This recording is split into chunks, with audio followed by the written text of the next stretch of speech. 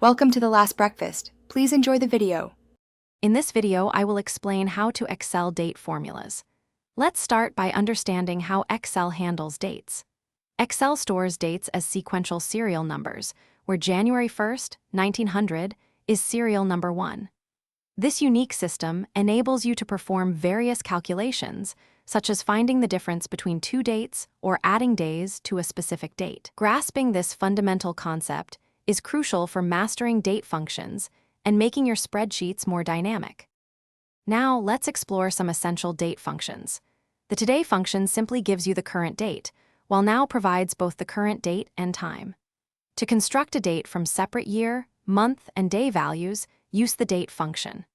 Conversely, the Day, Month, and Year functions allow you to extract individual components from an existing date, making it easy to analyze specific parts of your data. Performing calculations with dates in Excel is straightforward.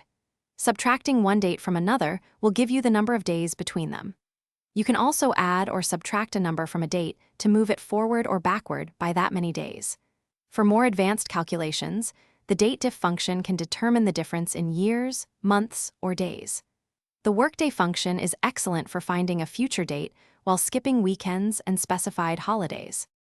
To truly excel with date formulas, remember these practical tips. Always ensure your dates are formatted correctly to prevent calculation errors. When referencing a fixed date in multiple formulas, use absolute references to maintain consistency. Don't hesitate to combine several date functions to tackle more complex scheduling or reporting needs.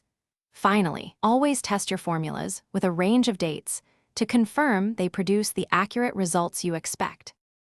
Thanks for watching. If this was helpful, leave a like and consider subscribing. See you next time.